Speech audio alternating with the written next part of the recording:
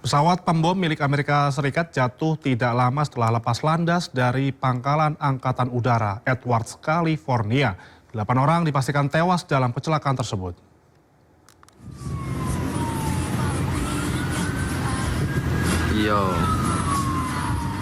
Pesawat pembom milik Amerika Serikat B-52 Stratofortress jatuh dan meledak di pangkalan Angkatan Udara Edwards, California, Amerika Serikat, Senin pagi waktu setempat.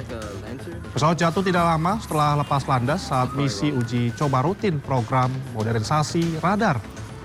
Otoritas Pangkalan Angkatan Udara Edwards memastikan 8 orang tewas dalam kecelakaan ini.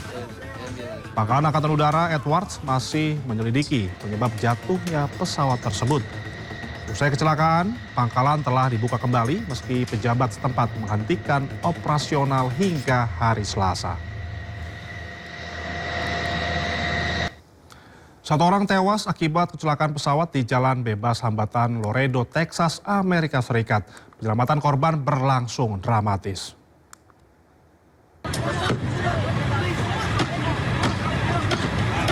Pesawat jet bisnis dengan 6 orang penumpang dan awak pesawat jatuh dan terbakar di Jalan Bebas Hambatan. Kobaran api membesar membuat pengemudi kendaraan yang melintas berhenti dan meninggalkan kendaraan mereka. Para pengendara berusaha menolong dan memecahkan kaca dan membuka paksa pintu pesawat. Belum diketahui apa penyebab kecelakaan, namun diduga karena kegagalan mesin.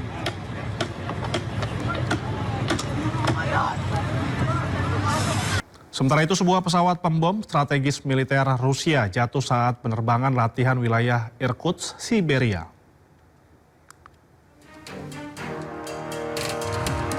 Jatuhnya pesawat pembom strategis Rusia Tu-22M3 jatuh ke tanah di desa Kamenka, diikuti kepulan asap tebal yang membumbung tinggi dari lokasi jatuhnya pesawat. Diduga kecelakaan pesawat akibat kegagalan mesin. Terkait insiden tersebut, keempat awak kapal berhasil melontarkan diri dengan selamat. Pesawat pembom supersonik era Soviet ini telah digunakan Rusia dalam operasi tempur di Suriah dan juga Ukraina.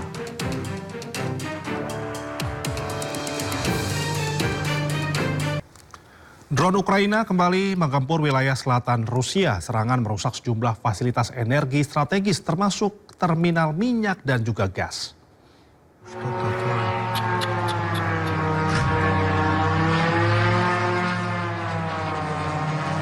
Militer Ukraina dan Dinas Keamanan Ukraina mengonfirmasi bahwa drone mereka menyerang sejumlah target di Rusia. Serangan menargetkan fasilitas minyak dan gas di wilayah Krasnodar serta fasilitas pengolahan dan pompa minyak di wilayah Volgograd. Salah satu target utama adalah terminal dan menghantam 5 tangki bahan bakar serta 2 fasilitas bongkar muat minyak. Serangan memicu kebakaran di area penyimpanan dan depot transportasi kargo. 1 orang dilaporkan tewas dalam serangan Ukraina ke Rusia tersebut.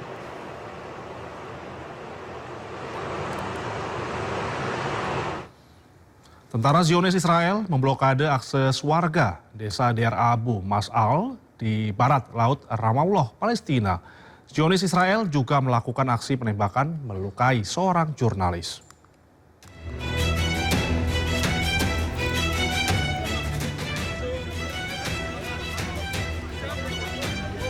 Tentara Zionis Israel membatasi akses warga desa Deir Abu Mas'al di barat laut Ramallah, Palestina. Zionis Israel menggunakan gas air mata dan menembakkan peluru karet. Warga yang kesal turut melemparkan benda-benda ke arah pasukan. Akibatnya seorang jurnalis mengalami cedera kaki selama kerusuhan antar kedua belah pihak tersebut. Sementara kantor berita Palestina melaporkan pasukan Israel juga menembakkan peluru tajam selama serangan di desa Abu Deir Abu Mas'al, barat laut Ramallah.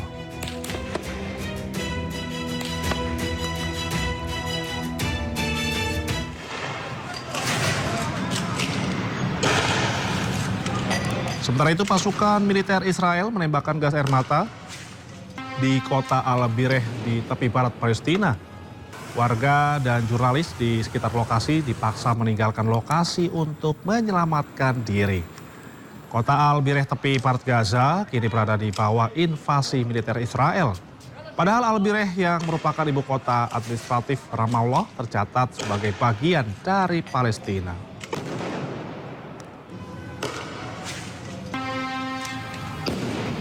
Ya pemirsa, kesepakatan damai antara Iran dan juga Amerika Serikat memicu perpecahan dengan Israel. Israel tegaskan tidak akan berhenti menyerang Lebanon sampai Hizbullah menyerah.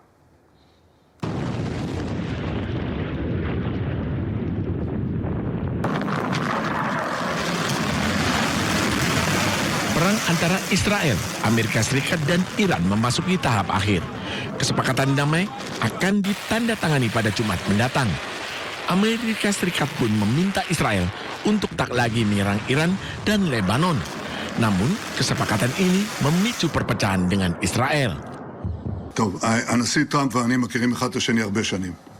הוא נשיא ארצות הברית, אני ראש ממשלת ישראל. אנחנו הרבה פעמים רואים עין בעין, ויש גם מקרים שאנחנו רואים פחות עין בעין.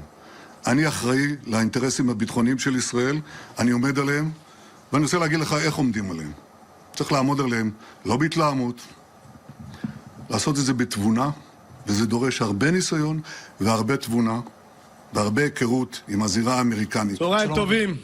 למדינת ישראל אסור לקבל את הפסקת האש בין ארצות הברית לאיראן. אנחנו חייבים לפעול מתוך תודעה ברורה ובלתי מתפשרת. ביטחון אזרחי מדינת ישראל מעל הכל. מדינה ריבונית אינה קבלן ביצוע של שום מעצמה.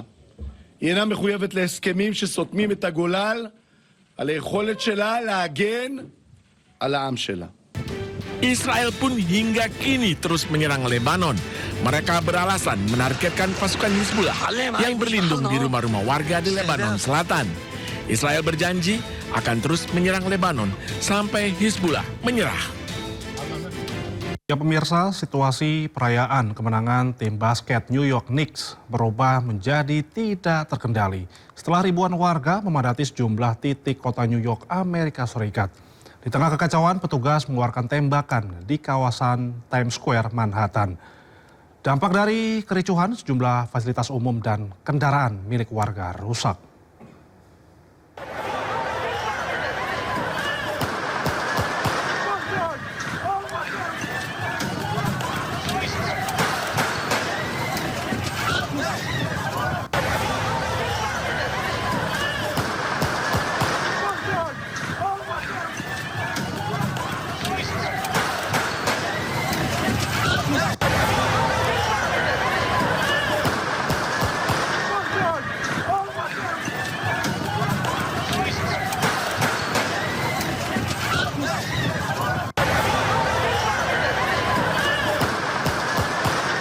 Inilah situasi perayaan kemenangan tim basket New York Knicks berubah menjadi tidak terkendali setelah ribuan warga memadati sejumlah titik kota New York, Amerika Serikat.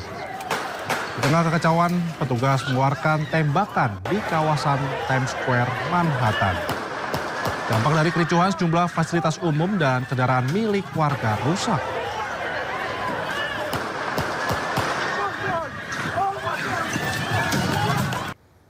Harga bahan bakar minyak non-subsidi dinilai masih berpeluang mengalami penyesuaian karena mengikuti harga minyak dunia. Sementara untuk BBM subsidi, pemerintah memastikan harganya tidak naik.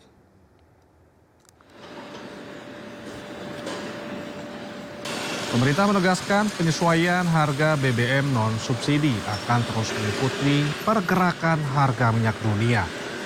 Pemerintah menyebut penyesuaian harga penting untuk menjaga keberlanjutan pasokan energi secara nasional. Untuk BBM subsidi seperti Pertalite dan solar, pemerintah menegaskan harganya tetap dijaga untuk melindungi masyarakat rentan. Meskipun terdapat dinamika geopolitik global.